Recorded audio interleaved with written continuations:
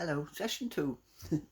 Well, a few people, perhaps more than a few, did listen to this. So, yes, it's worth carrying on the conversation, I think, or carrying on our particular story. Not a lot to report, however. We still have something in mind, one or two places. But although we're doing lots of looking into it and assessing and working out finance and how to approach it, all of that, we have nothing to report as yet. We're not able to say where we're going, or that anything is definite, and we might be in that situation for several months yet, I would imagine. However, there are things, every now and then something suitable comes up, and just thinking about that, looking at, if you saw the Chaco thing on channel, it was on BBC One, wasn't it, about that Leeds Co-housing group. What a fantastic job they've done. 12 years in the making, and at last they've been able to move in.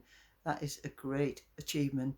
I don't know, I know some people found that absolutely amazing and exciting, and others found it so daunting that I think they thought, well, we couldn't begin to do something like that. But there are different ways of approaching co-housing, of being co-housing. One of them is to choose a street, and as houses become available, buy them up and create co-housing in that situation. Even eventually perhaps buy one as a communal house. That's one way. Buying an existing building or buildings and converting, that's another way. Those are perhaps less daunting than starting from scratch with a piece of land, which is so hard to find. But those who do, and often they're looking to create affordable housing in a city, that's a great way forward for those. And that raises again the question we mentioned about the size. I think Chaco is 33 households from memory, but co-housing can be created with a lot less. I guess in one sense we're doing everything back to front. I've looked at other people's journeys and how a group is formed, and the values are established. People get to know each other, and eventually they would either buy a piece of land or whatever they're able to do, and then over time get permission, become co-housing. We haven't done it that way round.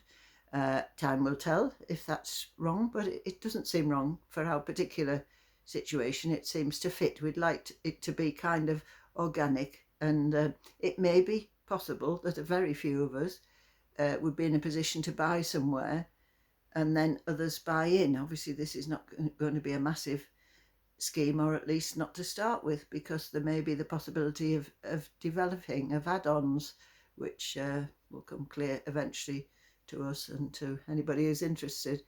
So yeah, that's perhaps not the same way as everybody else, or as some other people, but I do think it's important that people approach it however works for them in their community. Communities are different, needs are different, and therefore how you go about it might vary. We've got lots of people interested, but interested is not buying in. And then again, how do you choose your people? We've kept that quite open at the moment, but we may want to we will, in fact, we'll want to make sure that we get on. I think that's the important thing. That's a bit intangible, and that'll be particularly important in a slightly smaller group than some of the others.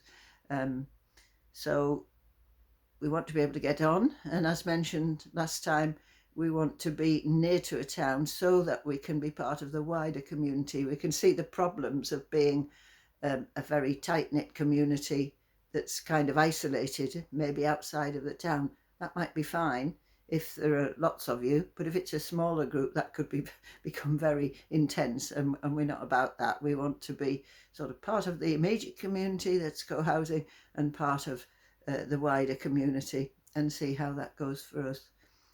Nothing much more to say, but for now, I really hope next time we might be able to tell you more about what we're doing behind the scenes. We're doing a lot of work. It's just that because of confidentiality and things, we can't actually report on it as yet. So next time, thank you.